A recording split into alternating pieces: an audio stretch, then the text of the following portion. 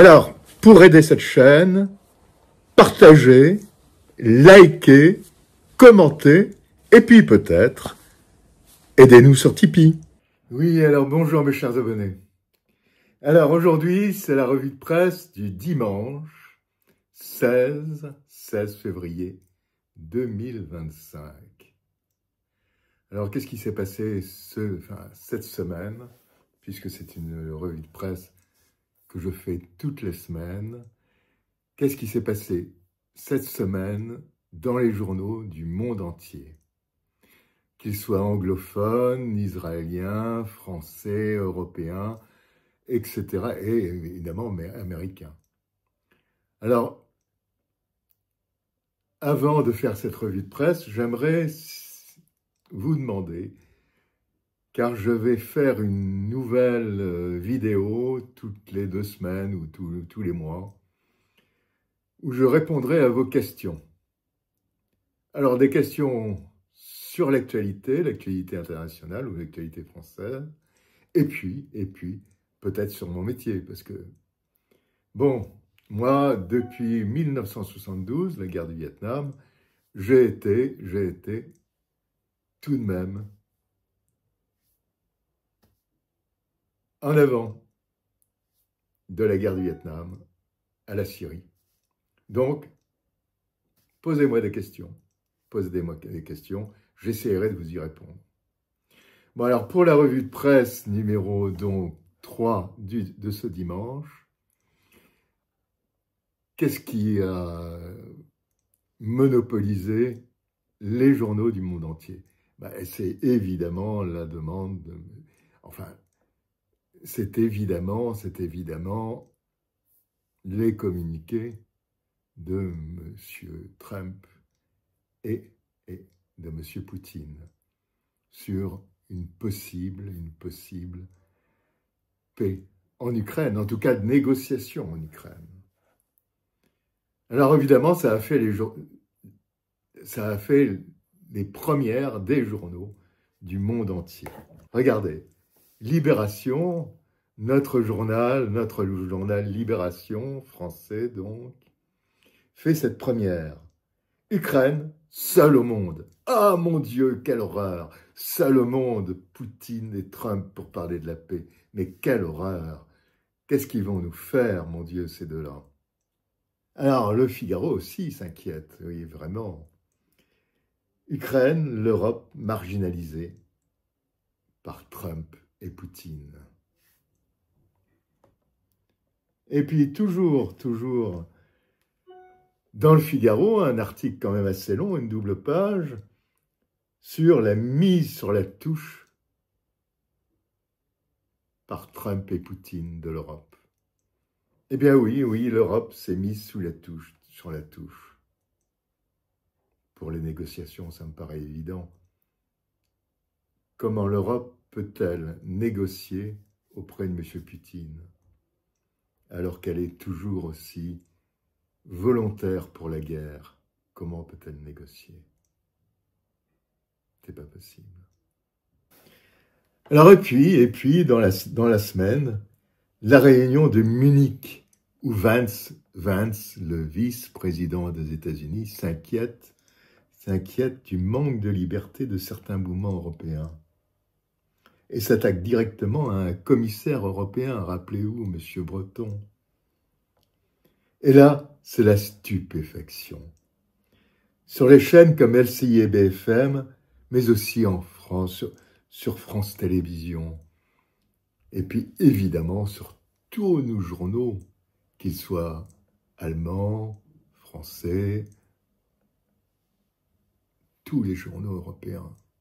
C'est la stupéfaction. But we gather at this conference, of course, to discuss security. And normally, we mean threats to our external security. I see many great military leaders gathered here today. But while the Trump administration is very concerned with European security and believes that we can come to a reasonable settlement between Russia and Ukraine, and we also believe that it's important in the coming years for Europe to step up in a big way to provide for its own defense, the threat that I worry the most about vis-a-vis Europe is not Russia, it's not China, it's not any other external actor.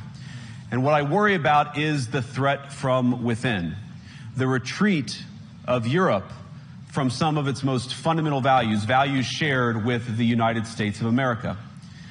Now, I was struck that a former European commissioner went on television recently and sounded delighted that the Romanian government had just annulled an entire election. He warned that if things don't go to plan, the very same thing could happen in Germany, too. Now, these cavalier statements are shocking to American ears. For years, we've been told that everything we fund and support is in the name of our shared democratic values. Everything from our Ukraine policy to digital censorship is billed as a defense of democracy. But when we see European courts canceling elections and senior officials threatening to cancel others, we ought to ask whether we're holding ourselves to an appropriately high standard. And I say ourselves because I fundamentally believe that we are on the same team. We must do more than talk about democratic values, we must live them. Now, within living memory of many of you in this room, the Cold War positioned defenders of democracy against much more tyrannical forces on this continent. And consider the side in that fight that censored dissidents, that closed churches, that canceled elections. Were they the good guys? Certainly not. And thank God they lost the Cold War.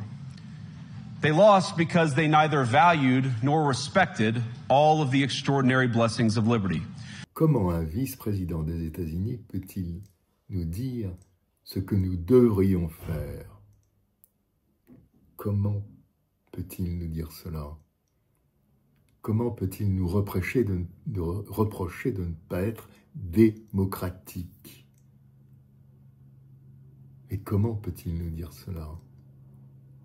Nous, Europe, si belle, si justement démocratique, évidemment. Oui.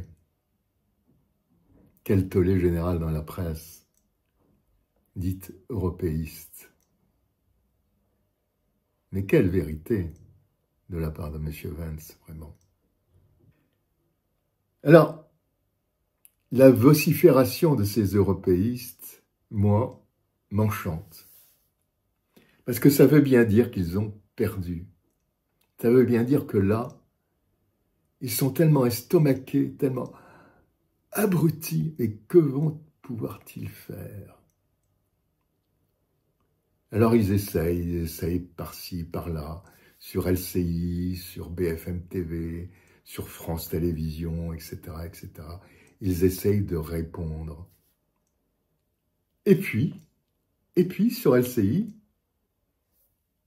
hier, je crois, Pierre Lelouch, à la question suivante, vitrifie le plateau. Écoutez. Attaque sans le nommer Thierry Breton, très vertement. Bon, la Roumanie quand même. Il a bien fait. Il a bien fait entre nous. L'histoire. Il a bien fait d'attaquer sans le nommer Thierry Breton. Dites-moi pourquoi. Tout ça, c'est ces gens qui vendent du vent et qui nous ont conduits dans cette situation épouvantable. Nous sommes aujourd'hui. Mais sur la Roumanie, forte suspicion tout de même. Il y a un réseau social qui s'appelle TikTok, il y a un candidat qui sort de nulle part et qui arrive au premier tour en tête de l'élection présidentielle. Attendez, Vance, il dit qu'il n'y a même pas une suspicion. Les Russes sont intervenus. Mais c'est parce que le système démocratique en Roumanie n'était pas solide. Et moi, je peux vous en témoigner, puisqu'à l'époque, j'avais convaincu le président Sarkozy de ne pas les laisser rentrer dans Schengen, tellement ils ne tenaient pas leurs frontières. Alors qu'on n'avait pas à m'expliquer que la Roumanie est un parangon de démocratie. La preuve, c'est qu'on a lu les élections. Donc ce que Vance dit, c'est vrai. C'est vrai. M'entendez? À savoir que notre régime, à force de multiplier les bonnes causes, alors un coup il faut défendre les féministes, un coup il faut descendre tel. Et finalement, on en est quand même arrivé en France, Monsieur Oda, à interdire une chaîne de télé quand même. Alors pour parler de l'Ukraine, et puis pour parler de notre philosophe préféré, Monsieur Bernard-Henri Lévy, qui a, vous le savez, des problèmes actuellement, eh bien, pour parler de l'Ukraine, nous avons un article très intéressant vantant les succès de Bernard-Henri Lévy auprès d'Emmanuel Macron. Regardez. Ukraine, Gaza, Libye, la diplomatie parallèle de BHL, l'éminence grise d'Emmanuel Macron. Eh bien, l'éminence grise d'Emmanuel Macron, il a vraiment des problèmes actuellement.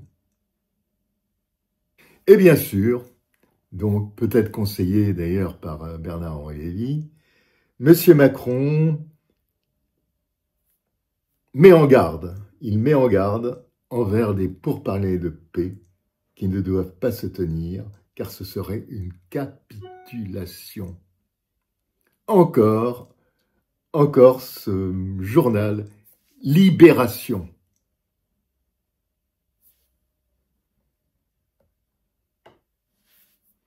Alors évidemment, le New York Times enchaîne, à moins que ce soit Libération qui enchaîne sur le New York Times, je ne sais pas.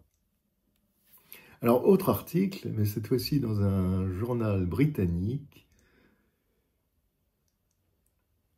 l'Ukraine risque de tomber en guerre civile si la paix est une mauvaise paix.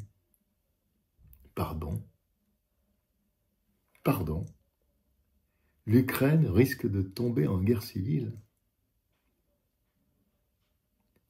Le journaliste de ce journal britannique sait-il que l'Ukraine est en guerre civile depuis 2014, qu'il y a eu des dizaines de milliers de morts du côté russophone à partir de 2014, jusqu'à l'intervention des troupes russes en 2022.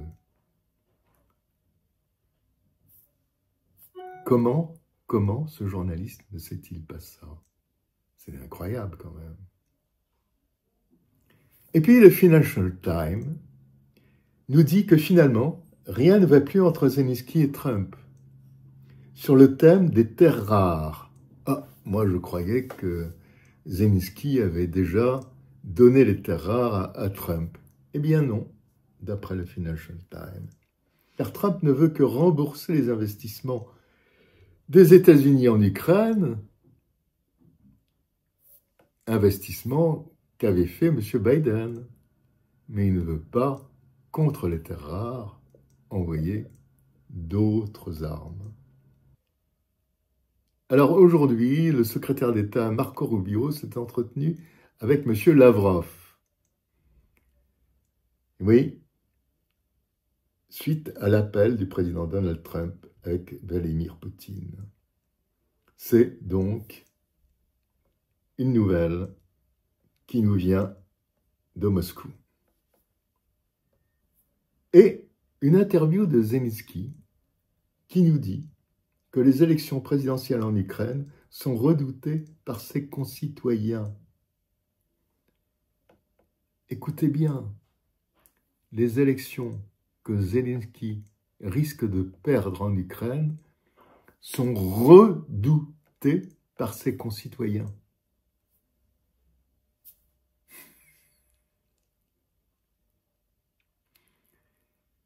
Enfin, bon. Alors, pour aller au Moyen-Orient maintenant, un article de L'Orient le Jour. Avion iranien, Washington avait mis en garde Beyrouth contre une frappe israélienne en cas d'atterrissage d'un avion iranien sur l'aéroport de Beyrouth. Au Moyen-Orient, un article qui a attiré mon attention sur la politique du nouveau président libanais à l'égard de Hezbollah, car le parti chiite libanais n'a plus de base arrière en Syrie. Ce qui explique d'ailleurs les accrochages qu'il y a eu, de très graves accrochages qu'il y a eu sur la frontière libano-syrienne la semaine dernière. De très, très graves accrochages. Et puis l'enlèvement de certaines familles libanaises qui étaient à la frontière et qui trafiquaient à l'évidence avec les Syriens. Mais là, c'est encore autre chose. Les autorités libanaises n'ont pas autorisé l'atterrissage d'un avion iranien sur l'aéroport de Beyrouth, sur un conseil de l'administration Trump, qui voudrait ostraciser le parti de Dieu, ostraciser le parti du Dieu au Liban. Et je crois que c'est un tournant important de la politique libanaise qui aimerait que les États-Unis mettent fin au poids du parti chiite au Liban. Parti chiite d'ailleurs qui recule au sein même de sa communauté chiite, de la communauté chiite, qui compte tout de même 40% de la population libanaise. Mais là, on voit l'orientation, à mon avis, du président libanais qui en a assez du Hezbollah et qui se dit, le Hezbollah, on va essayer de l'éliminer grâce aux États-Unis et peut-être à Israël. Mais rappelons-nous de la guerre civile libanaise. Israël en a usé et encore usé. Et ça a foutu le Liban complètement à plat. Alors vous me direz, là actuellement, le Liban, il n'est pas très fort. Oui, mais il faut faire très très attention. Parce que la guerre civile est jamais très loin au Liban. Donc, faisons attention. Voilà, mes chers abonnés, eh bien écoutez, c'est à peu près tout ce que j'avais à vous dire. Donc, partagez, likez, commentez, et puis abonnez-vous si vous n'êtes pas abonné ou si vous avez été désabonné. Allez, à très bientôt. Au revoir.